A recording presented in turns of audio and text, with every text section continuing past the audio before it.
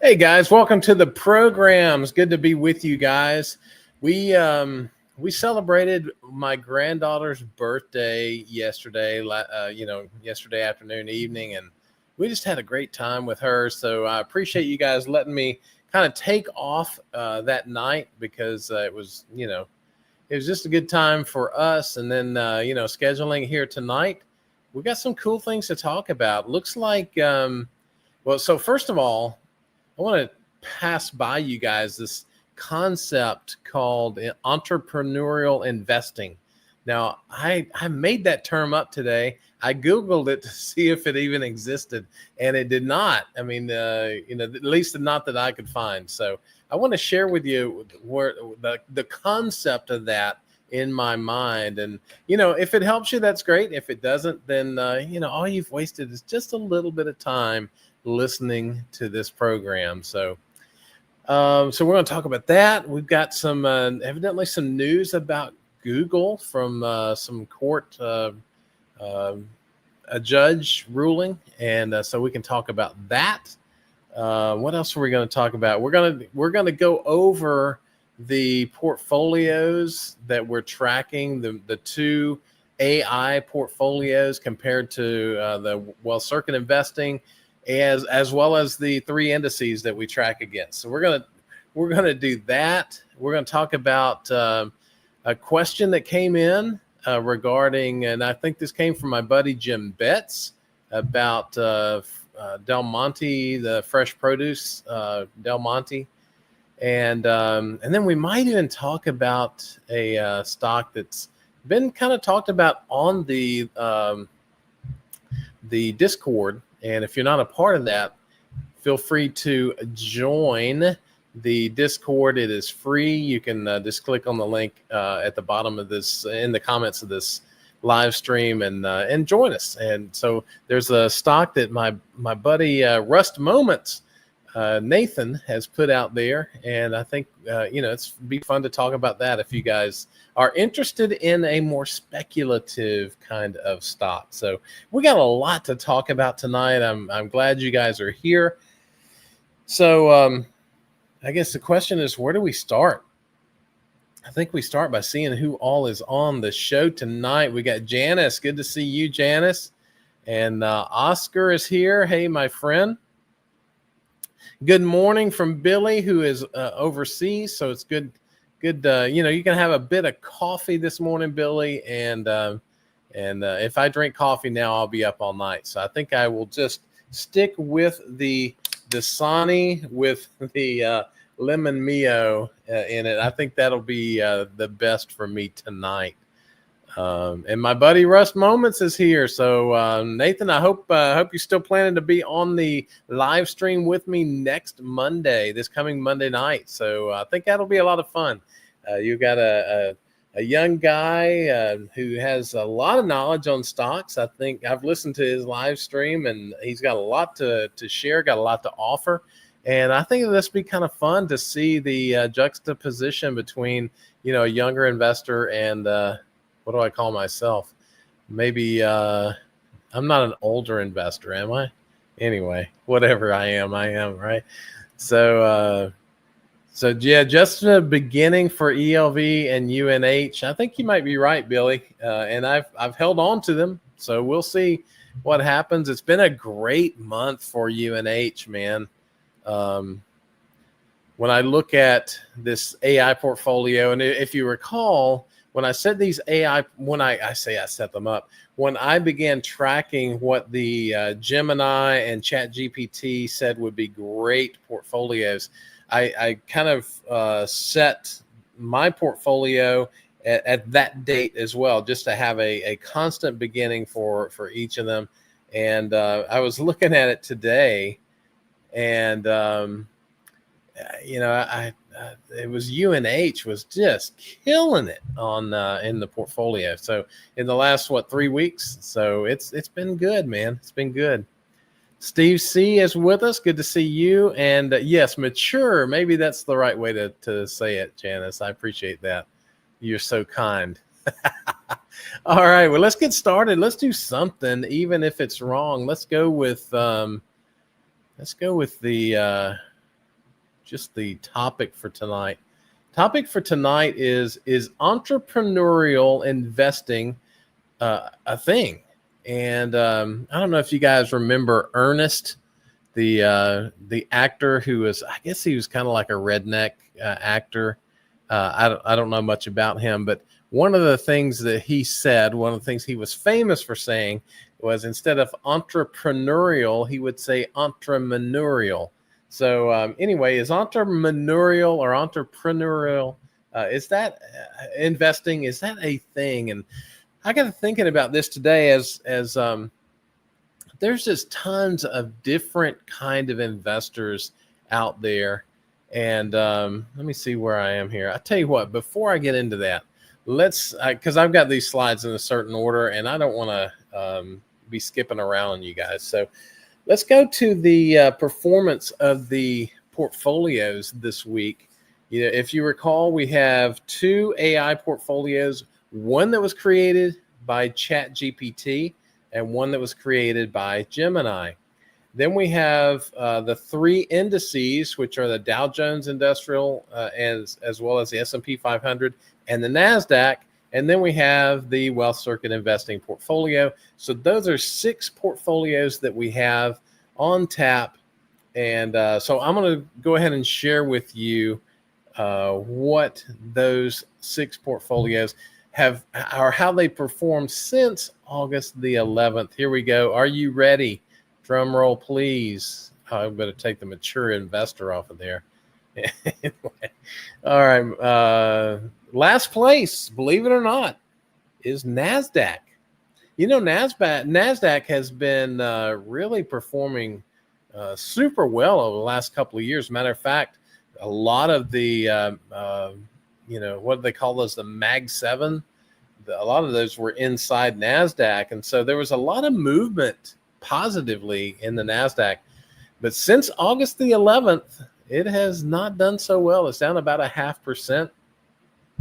If we had invested our portfolio in the NASDAQ on August the 11th, it would be down $8,000 at this point. What's next? The S&P 500. S&P 500 has grown by 0.66% over the last 3 weeks. So that's not too shabby, right? If you take 0.66, I can't do this math too easily, but I would say it is, let's see, divide. It's probably, pretty decent, probably like a 10% return maybe, just off the top of my head. So that's not too bad for on an annualized basis. Then we have the ChatGPT portfolio, came in at number 4. It is up 1.14% since August the 11th. And so next we have the Gemini portfolio, came in as 2.16% return since August the 11th. Now, I will tell you this, that the Gemini portfolio actually overtook the Wealth Circuit Investing portfolio today. Something must have happened. I don't know what it was. I wasn't paying that much attention, but I did kind of click into that sheet and saw, that we were actually no longer beating Gemini. But by the end of the day, by the close, that had changed, and we are still ahead. We are number 2.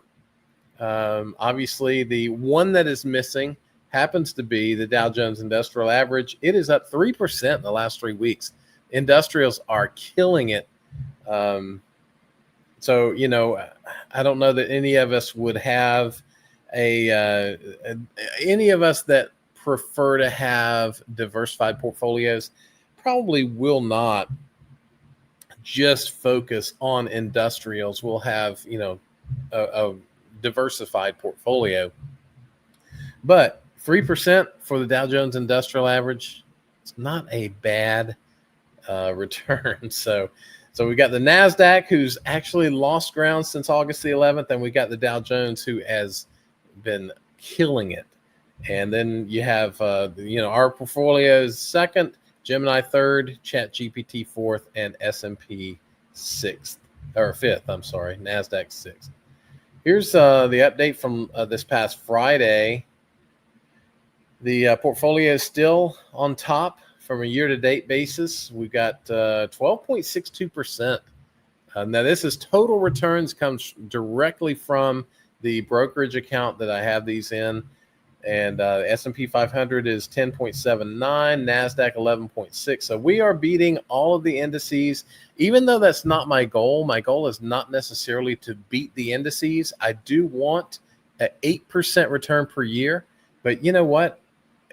Since we're beating it, we might as well taunt it, right? So we're beating the S&P, NASDAQ, Dow Jones, and Russell 2000. And our risk-adjusted returns are out of the roof. So anyway, those are the results from the portfolio. Now let's move on into this entrepreneurial discussion. So an entrepreneur, I had to look up the definition just to make sure that I understood what an entrepreneur was. It's an individual who creates a new business bearing most of the risks and enjoying most of the rewards. So as I got to thinking about our investing style, you guys ever watch this show called The Prophet, Marcus Lemonis?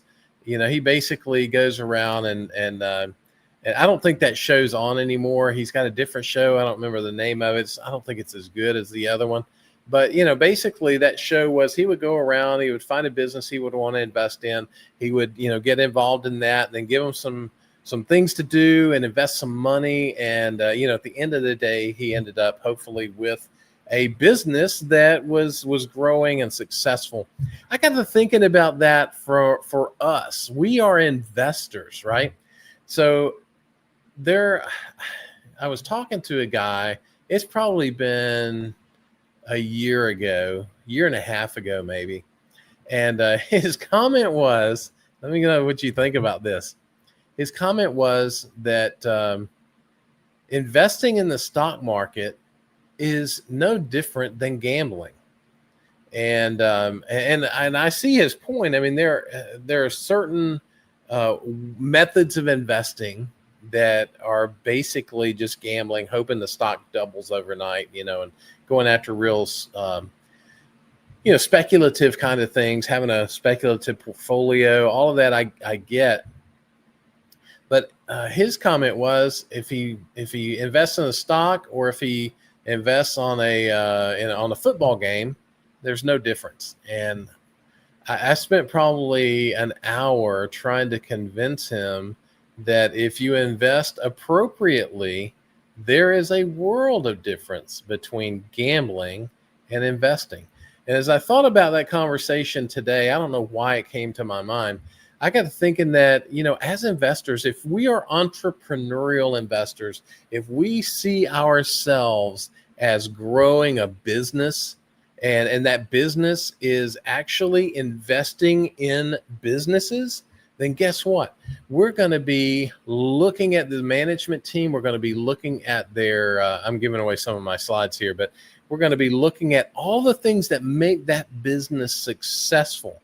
And what we want as entrepreneurs is to have a portfolio of successful businesses. So let's see what we want in those businesses.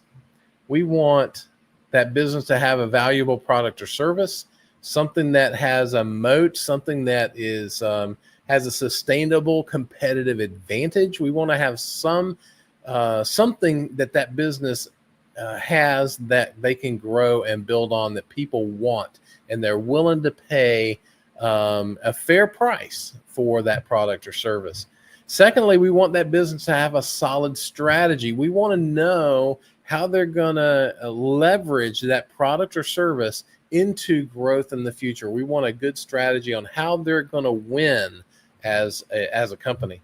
Thirdly, we want strong and well-capitalized financial statements. Lastly, we want a management team that can be trusted to execute the strategy.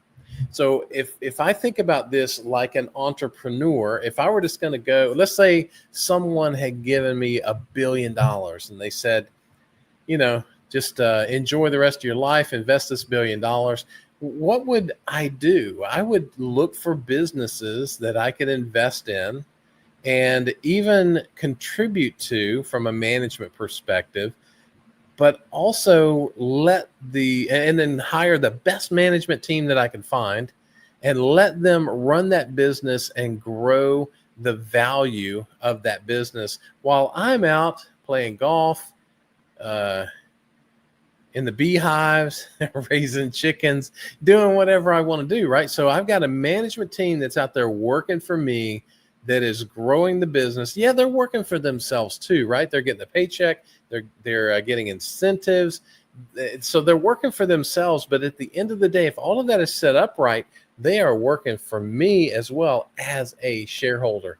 So that's what I look at in terms of what stocks I select. I want to select companies that have a valuable product or service, that has a solid strategy, good management team, and a well-capitalized balance sheet.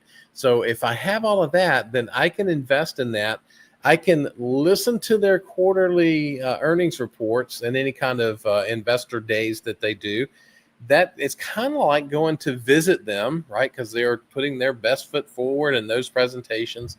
And then I get to vicariously through the analysts ask questions of this management team, and then get to hear their responses. So I consider myself more of an entrepreneurial investor than a gambler. I'm looking for companies that have the ability to grow, and ones that I don't have to really worry about too much. So I don't know. What do you guys think? Is that weird? Is that crazy? Is there something here? Maybe we could write a book together. I don't know. There's something kind of cool about this thought of being an entrepreneur, like a Warren Buffett, who goes around collecting businesses and has created this Berkshire Hathaway business that's really a conglomeration of other businesses. It's kind of the way I see my portfolio is a conglomerate. It's a conglomerate of other businesses. I don't have to worry too much about creating synergy between those businesses. But so from that perspective, I can see it not being entrepreneurial. But I don't know. What do you guys think? This is just a concept that hit me today, and I thought I would share that and get some discussion going on that. All right, I think that's it. That's it for the slides. So let's see who has joined us since I've been rambling on. Does anyone here, this is Janice, anyone here invest in an ethical manner? And I don't know, Janice. I think it depends on what you consider ethical. There's some people who would say that smoking and drinking are the sin stocks, and therefore those would be unethical. Some would say gambling. So I think it really more depends on your definition of ethical, because at the end of the day, and I hate that phrase, I don't know why I say it, but there is I think it's just something to say to kind of fill the time while I think. But I think that ethics, a lot of times today, and this is not necessarily the case for me, but a lot of times today they are situational. And so I think it just depends on who the person is. There are some people who say, I will not invest in Philip Morris. I will not invest in Altria. The smoking, I've had, relatives who died of lung cancer, and I just will not. And, fair enough. I get that. I understand it. That's their perspective, right? And from an ethical perspective, they would say that they wouldn't do that. So, but I don't know. I mean, what do you guys think? Am I off my rocker there? Hey, Jim, good to see you, man. We're going to talk about Del Monte Fresh Produce or whatever it's called tonight. So glad you could make it, man. So Rust here says, even if I disagree with smoking, investing my money in Altria Group stock won't change anything, sadly. But if I make if I can make $1 on it, there you go. So Rust doesn't really consider ethics too much, but there are some that do. Michael Swami's in the house. Good to see you, my friend. Fast Eddie. Fast Eddie, I always think of you being a used car salesman or something. I don't remember. There's some kind of show that Fast Eddie was the used car salesman. So, do you sell cars? I'm just curious. Had to get a little lubrication there for the vocal cords. Jim says, I avoid tobacco stocks and avoid stocks that have any association with unscrupulous CEOs or treat their employees like livestock. There you go. That's so that from Jim's perspective, that's his ethics. That's his set of things that he's looking for. So I think each of us probably have something similar, and maybe even to different degrees and different ends of the spectrum. So I think it's really going to be an individual answer personally. Hey, Bernard is here. Good to see you, Bernard.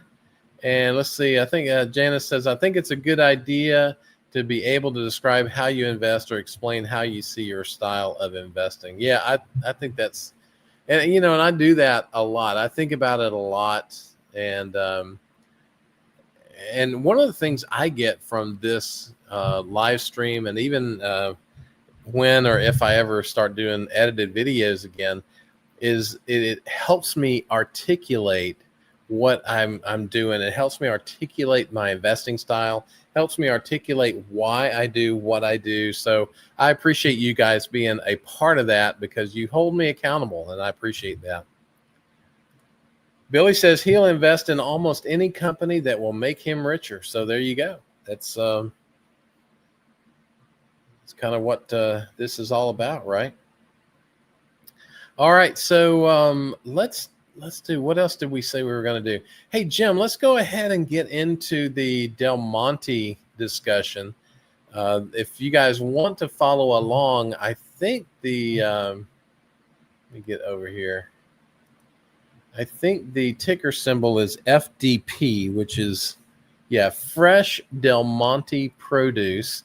We will start here, and this is in Simply Safe Dividends. We'll roll forward into some other things, and then I debated on whether to share this, but I'm going to share it with you guys tonight. I will show you one of the things that I have begun to do. I've done this maybe 3 or 4 times, and I'm thinking that it is it's going to be a game changer for me in terms of due diligence. So, for you guys, hopefully it's worth the time sitting through this crazy live stream to pick up little tidbits like that. So anyway, Fresh Del Monte Produce. I don't want to come off of this right now, but I will share that with you. Dividend yield 3.3%. It is a qualified dividend. If you look at the last 5 years, they have grown on average 33%, 21% in the last 12 months. However, one of the things that does cause me a little consternation is the cyclicality of their dividend. And you see it was 80 cents back in 05 or 06, down to 0 for a couple of years. I think that's during the great financial crisis. Then it rose back to 60 cents back around 2017, drops in 2019 back to looks like around 25 cents maybe. And then since then, they have been growing like crazy over the last 5 years. Looks a bit cyclical to me, but let's take a look at some of the other financials. Remember, one of the things we want from our businesses are solid financials. We can look at the earnings payout ratio. See, it's actually pretty respectable at around a 40% level.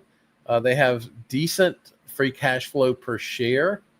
In even the payout ratio from a free cash flow perspective is pretty low. Sales are pretty flat, though. I think that's something to keep an eye on. Sales are pretty flat. Return on invested capital, this is a bit alarming. It's only 6%. I get it for REITs and things like that have a low invested capital return. But in a growth business, I think we want a bit more than that because at least at this point, I think the cost of capital is more than 6%. I think it's probably more like 8% when you consider the equity piece of that. So I think it's probably I think they're probably under earning their long-term cost of capital. That's a bit alarming for me. Net debt to capital, they've been paying down debt like crazy. It looks like they're only at a 0.15. So that's good. That means 85% of their capital is equity. So that's fantastic. And they've got a decent interest coverage ratio at 12.1. So I think that's good. Let's go to fast graphs. Oh, here I am thinking that thanks, Rust. I appreciate that, buddy. I've not been showing you guys. Here, let's just do this. I will kind of scroll through here really fast so that you guys can, at least if you want to see it, you can stop the video. But this is the Simply Safe dividends. And here's that cyclicality of the dividends that I was talking about. Here's some of the financial numbers. And sorry I didn't pull this up because normally I like to walk through this with you guys. But anyway, it's there if you want to stop the video, if you want to go back and watch it, it's all there. So, all right, so now let's go to fast graphs. I like to look at about a 10-year time frame, and that's usually 2 or 3 years of forecasts and about 7 to 8 years of history. So we can see, I'm going to take some of this off of here so that it's not as confusing. It's really busy. Let's take that off too. So you can see that the black line represents the price. The yellow line is a 15 fair value, 15x PE, and the blue is where it has typically traded versus its price earnings ratio. So it's been historically at an 18.26. That would be its normal. And so, from a value perspective, looks like it's a good value stock to buy. All right. So that being said, though, I think and let me give a little bit of background on Del Monte, the fresh Del Monte produce. They are a vertically integrated producer of sorry about that. I'm just making sure. Yeah. So let me hit this real quick. There is a bankruptcy, but it is Del Monte Foods that issued bankruptcy. Fresh Del Monte Produce is a separate and independent company. That's right. This is not the company that went for bankruptcy. So they're actually pretty solid company, although it's a bit cyclical. So as I think about Del Monte Produce, they are completely vertically integrated. They have farms, they have contract labor, they grow the stuff, they pick the stuff, they pack the stuff, they have their own shipping, they have their own ships where they put it on the ships, and then they have their own truck line. When the ships get into port, they have their own trucks that run the goods to the warehouses where they need to be. So they are vertically integrated, probably as much so as anybody I've ever seen. So they are almost completely vertically integrated. They don't own the grocery stores, but they do own everything in between. So I think that's good. The challenge for them is that most of their business is in a commodity. So, pineapples, bananas. I've lost my train of thought there on what all they would grow, but all of those things are commodity based. So if you're looking for something that's going to grow, I think they're going to struggle with that. They do have a further processing. I forget what they call it.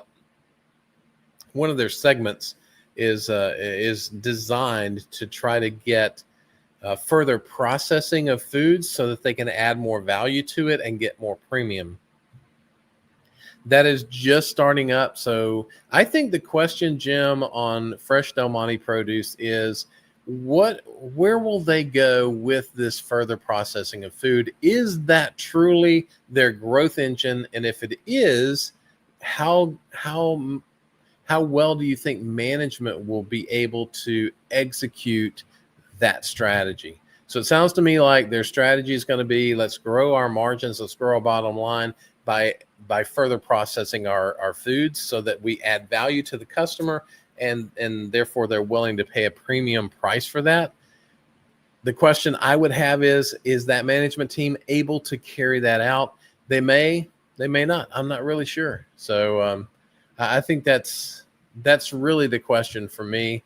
I'm not wild about their return on invested capital, and I think it's probably related to being so vertically integrated. There's so much capital that they have invested in trucks and ships and all that stuff that it may be putting a bit of a strain on their invested capital returns. So I think it really depends, Jim, on where you see that value added segment going. If you think that they're really going to make drive that home and hit a home run, or at least a base hit with that, I think it might be worth more, right? It might be undervalued at the moment, but if not, I'm not really sure it's really more than a commodity play. And I don't know that it's depressed enough for me right now as a commodity business for me to be excited about it. So depends on how you see it. Do you see them growing that business, the process piece of that business, or do you see that kind of stagnant and then they're kind of stuck in this commodity realm? So that's kind of where I'm at on it. Hopefully that's helpful. And again, my job is not to say whether you should invest or should not invest. My job here is just to give you my opinion on whether I would invest or not. And at this point, it's not something that I would be super excited about. So let me tell you what I've started doing, and I just started it this week. It's a game changer, guys. It is a game changer for investors. And let me see, how do I get this? Let me, yeah, I did it for Del Monte, fresh Del Monte produce. So let me bring that over here. Oh, looky there. It just pops right up. Isn't that amazing? So I went on to Gemini and I said, do investment research on fresh Del Monte produce, ticker symbol FDP. And lo and behold, it went out, and it takes a little while, right? You can sit there and watch it as it's going through and making its iterations, but it puts together a nice executive summary. It just takes the effort out of finding the information. It goes out looking at websites, looking at, their presentations. It's just an amazing, amazing thing. You can see here, the company identity and history. It pulls together. This is where I got that vertically integrated business model. I mean, it is just, let me try to make this a little bit bigger for you. It is just an amazing, this is that value added products. This is where they're wanting their margins to grow from, right? They've got a banana segment. The other is not very big. So, I mean, the strategic partnerships, and, they've just entered into a partnership. I think this is the one. Yeah, this is that Managro Group joint venture, and it's about avocados. They're wanting to expand into the avocado world. So, if you think that's a good thing from a fresh producer, then that's good. And so, here's the collaborations. So I will share this with you guys. If you go on to Gemini and you say, do investment research, and I've tried to be more specific than that, but I tend to get better results if I just say, give me an investment research on a particular company. It'll go out and do a lot of work. So if you guys have done that, let me know in the chat. If you haven't done that and are going to do it, let me know that too. So I want to be able to understand whether that kind of thing is helpful for you or not. But it doesn't tell me whether to buy or sell a stock. What it tells me, or what it does for me, is it goes out and it does all the legwork. It goes to websites, it goes and pulls information together and then summarizes it, synthesizes it into something that is actually kind of interesting to read. So anyway, there's my 2 bits for you. If that works for you, then great. If not, it didn't cost you anything. Let's see what you guys are talking about in here before I go on to some other fun stuff. Let's see. Get back to where we were. I think I skipped a couple. Hey, Gendry is here. Good to see you, Gendry. Yeah. Usually get Del Monte green beans and corn cans. Yeah, no, that's good. That's exactly who that is. Yeah. Take a look at KDP. They pay too much for another company, opportunity or not. KDP, who is that? I'm trying to think who that might be. I know a lot of tickers, but not. Keurig Dr. Pepper. So my understanding is that they are going to, they Dr. Pepper and Keurig merged, and my understanding is now they're going to unmerge. They're going to go back into separate companies. So is it an opportunity? I don't know. I tend to think not. I would rather. So if I think of the Dr. Pepper side, I think I would probably rather own Pepsi. And if I look at the Keurig side, I'm not sure. I own a Keurig, however you say it. I do like their product, but I don't know if it's something that is going to be like they've grown a lot. They've got a lot going for them, but I don't know, where else they can do that type of product, or what other than coffee and tea, right? What are the other? And I know they got hot chocolate too. I've tried that, but it is awful. Do not try the Keurig hot chocolate. It is awful. But so that's that. Those are my thoughts, Kendry. I don't. For me, it's not an opportunity. Because I think what they're saying is, hey, we thought there was synergy here. There's really not. We're probably worth more if we break back apart again. That tells me that the management team is not. I started to say not very smart, but that's not very nice. It tells me that the management team didn't do enough due diligence, to determine whether this was a good merger or not. So, so therefore I wouldn't trust the management team, and that's kind of where my head's at. Generally, sorry. Hopefully you weren't planning to invest, but those are my thoughts. John J, hello. I'm glad I caught your program. I was looking for it yesterday. Yes, that is right. Figured you were retired and you don't need Labor Day. That's right, man. No, actually, we were celebrating my granddaughter's birthday, and what a wonderful time, and what a great, just from a family perspective, what a great thing. So she just had a great time, and I'm glad you guys let me off last night. And so I didn't have to work on Labor Day, but I had to work tonight. You guys are slave drivers. Can you tell us here in the group the top 5 high growth stocks or ETF in your opinion and research? Yeah, let me get to that in just a minute, because there's one I want to share with you that I think will be kind of fun. So I'm going to star this and come back to it. Yeah. So I don't know what Russ does, but anyway, Del Monte after 135 years. Yeah, this is the Del Monte, not the fresh Del Monte produce, but yeah, after 135 years, that's not, so when you think about companies and they've been paying dividends and growing dividends for 100 years or whatever, that doesn't mean that they will be able to continue that. So it's always good to do our due diligence. We'll move on. I don't think that was good. And let's see. How long have you known about the bankruptcy of Del Monte?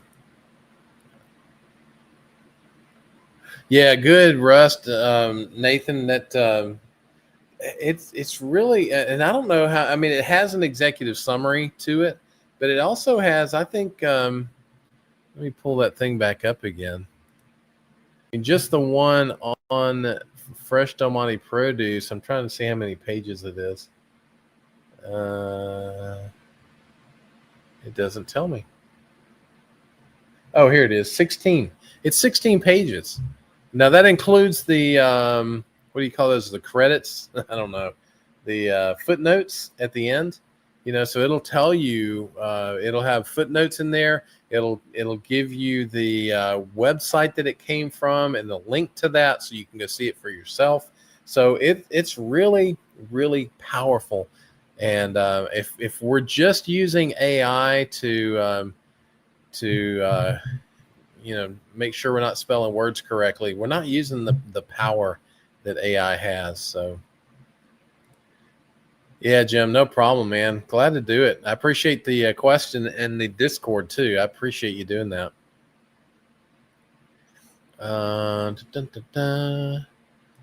Any thoughts on Pepsi? That's a good question. So I used to own Pepsi. I do not own Pepsi currently, and so therefore I haven't been following it too closely. But let's take a look and see where it falls in the list here. Oh, I need to sort this. Okay, so I took care of all of the stocks for today. Let's go to this. Let me grow this a bit so you guys can see it. You're probably getting old like me, and you need it to be just a little bit bigger. And let me find out where Pepsi is. I might have to do a search on it. For those of you who don't know, my spreadsheet tracks about 129, 130 companies, and it tracks them in such a way that it'll sort for me which ones are the most attractive to buy. It's 129. You can see that right there. I'm sorry, it's 128 because there is a title line here. So out of 129 minus 1, so it's 128. And I skipped over it and couldn't find it. So we're going to do this. We're going to search for Pepsi. There it is. All right, it's number 39, 40 minus 1. So number 39, it is 11% annual return. The analysts think it's going to be around 8%. It has a wide moat. I mean, shocking, I know, but it has a wide moat. It is about 8% undervalued, has a return on invested capital around 13%. I think that is decent, so if their cost of capital is around 8, they're making around 13. That gives them a bit of margin from a long-term perspective. I think that's healthy. They have a low uncertainty value, have a dividend safety rating of 93, dividend yield 3.8%, buyback yield of 0.5, making their total shareholder yield about 4.3%. They are trading at around $150 per share. That's actually lower than when I sold it. So I'm kind of glad I sold it. But is it worthwhile now? I don't know. Let's take a look and see. Let's go to Simply Safe Dividends. Let me just see what they have been able to do. Whoops, that's not PEP. PEP. I'll try this one more time. This is not working for me tonight. Let's look at some of these financials. We all know who Pepsi is and what they do. Payout ratio is around 70%, which is better than it has been in the past. They are growing their dividend by about 5%, the latest, and about 7% over a 5-year. You don't get much. Johnson & Johnson probably has a more steady graph than that, but there aren't a lot of companies that have a more steady dividend growth than Pepsi. Let's take a look at their earnings payout ratio. And that's relatively flat, right? That's what we want. We talked about that last week. We want companies who are growing their dividend at the same rate that they're growing their company, so that over time their payout ratio never grows. They're continuing to pay out the same ratio, but growing the dividend and growing the business to pay for it. That's what we want. We haven't. It was this free cash flow payout ratio that is, it's still a bit alarming. I mean, a 90 to 100% payout ratio of your free cash flow. I don't know. That's just a bit alarming to me. But most everybody else doesn't have any issues with it. So maybe I'm just all wet. I don't know. Earnings per share looks like it's flattening out a bit. So we'll just have to keep an eye on that. Shareholders or shares outstanding. Yeah, see, look at the sales. Sales are pretty flat. Return on invested capital is pretty decent. Because net debt to capital, 70% debt. So that's pretty high. But their interest coverage ratio looks good. So, yeah, I mean, it just, I struggle, to be honest with you, thinking about where companies like Pepsi, Coke, and I know that they're in the snack market. I just struggle with where their growth's going to come from in the future. You know, I don't know that there is another product line like a Pepsi or a Coke that gives them, long-term growth. I think there is growth in this area, but I don't think it's like exponential growth, if that makes sense. So I don't know. I got rid of my shares. Let's see. Let's look at PEP. Take a look at the historical.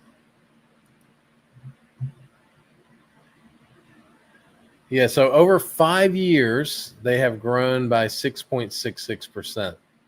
That's basically 1.3% per year. Now it grew and then it came back down. So I don't know, man.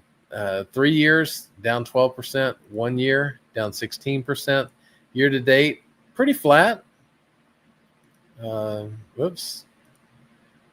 6 months is down 5%, 3 months up by 12.7. So, if you got in back in June, then you're feeling pretty good about it. 5 day, it's thinking 1.25%. Today it went at 1.1. So I don't know, man. I struggle a little bit with the growth prospects from both Pepsi and Coke.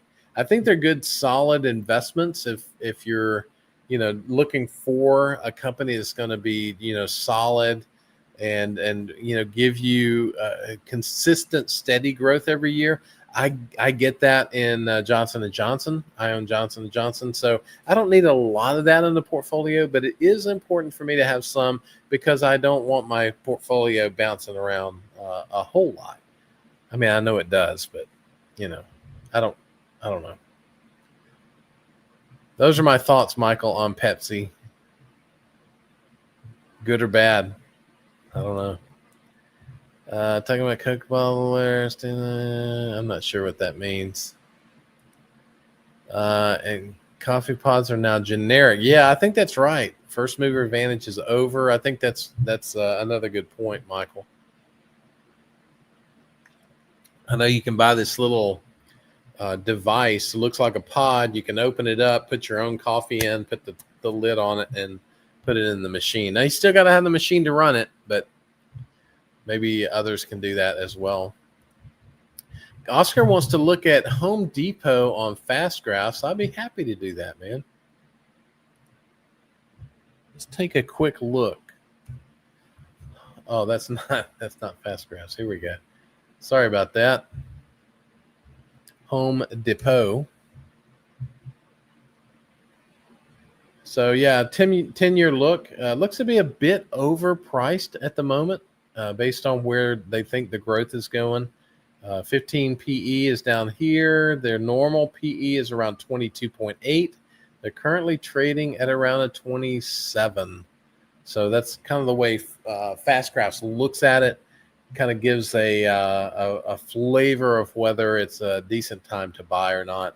Looks like from Fast Graphs' perspective, it is not a good time to buy. So there you go. Hopefully that's helpful. Oscar, I appreciate it, man.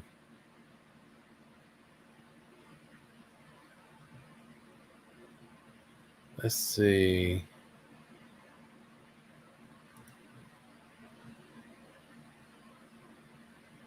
Yeah, Steve, that's exactly what I was talking about. That empty K cup device, whatever that is.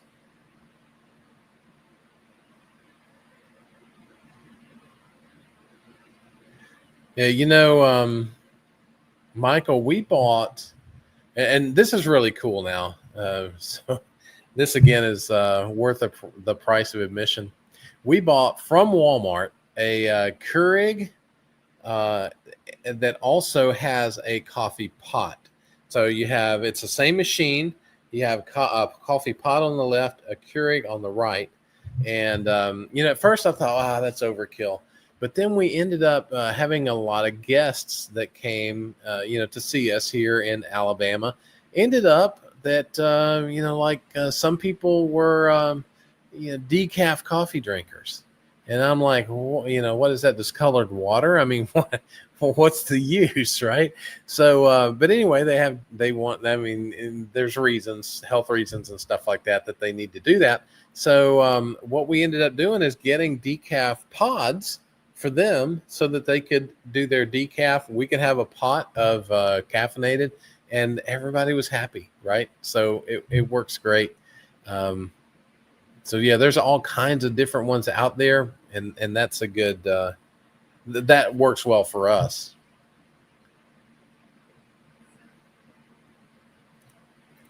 So John wants to know, have I heard of Ozempic Face? I've never heard of that.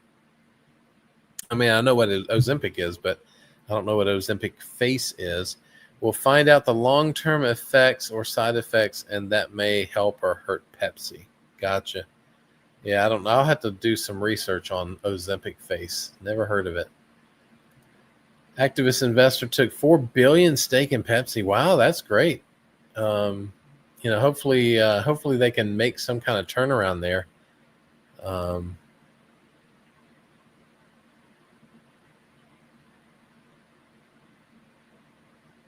Okay, so John Jay wants to know the top growth companies that I track, and so let's just go there.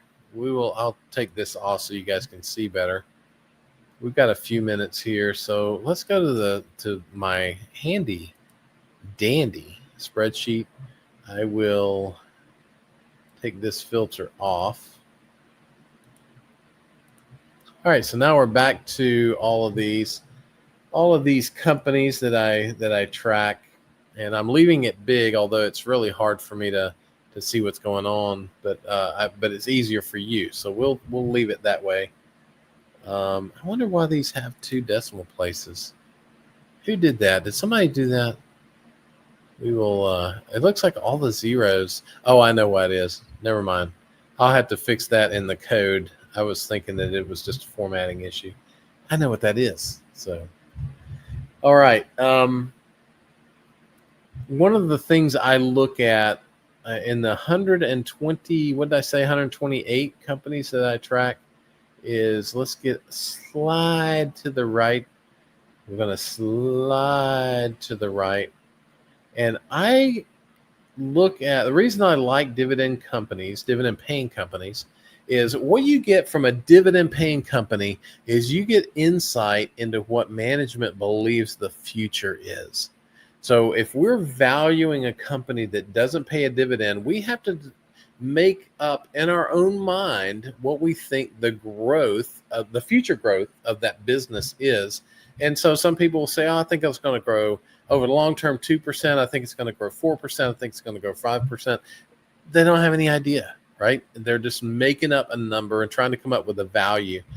What I like to do is I like to use the dividend growth, and I have to use some judgment there. But when the board, and remember, I've sat in board meetings before. I've been a part of discussions around setting dividends and growing dividends with the board, with the management team. And I'll tell you what the management team does and presents to the board is they will look at the long-term forecast, however long that long-term is. Some do 5 years, some do 7 years, some do 10 years, but they will look at that long-term forecast based on their market research, based on everything that they know about the business, and they will say, what can we sustain from a long-term perspective? Now, you have to trust the management team, because some of them want to grow that dividend regardless of how the business is going to do. So you have to kind of take that with a grain of salt. But I think looking at dividend growth, especially over a 5-year average, is a better approach at determining what the growth of a business is than trying to guess it on my own. So that's why I like dividend paying companies. That dividend growth gives me some basis for determining what that growth is moving forward. So if I were to look at the top growth companies, so let's just sort this largest to smallest. There's a Comfort Systems USA. I think my buddy Rust Moments likes this one a lot. And I can see why. It's got a 25% dividend growth. So that would be one. If you're into HVAC kind of things, that would be one. Texas Pacific Land Corporation. I think somebody mentioned this a few weeks ago on the live stream. It's got a significant dividend growth, and so therefore, I would consider it being a longer term growth. Now, Goldman Sachs, I would put some caveats on that one. So let's keep going. Cintas, 15.4%. Now, what I do when I pull these dividend growths, just so you don't, you might look at this and go, oh, that's not the right one.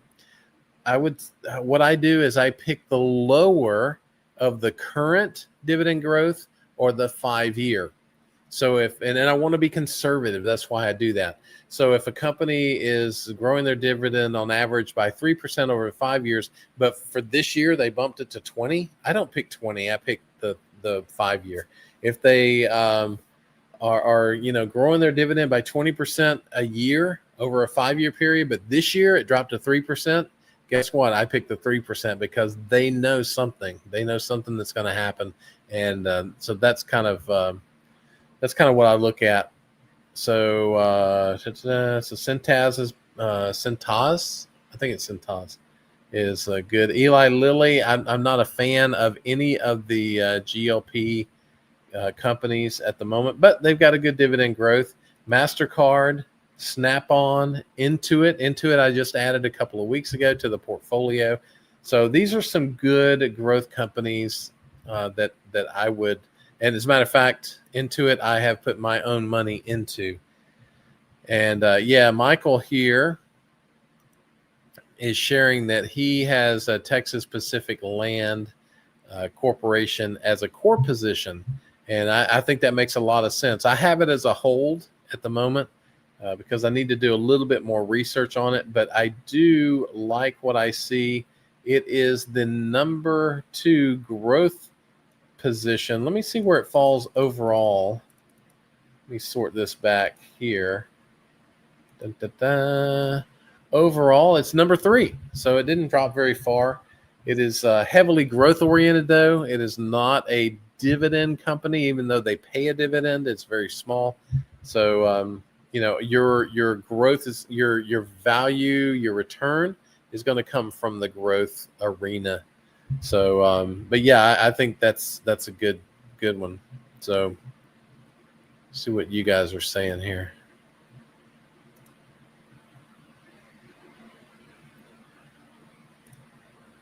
Growth top 3 or 5. Yeah, I think I gave you that. You're welcome, Oscar.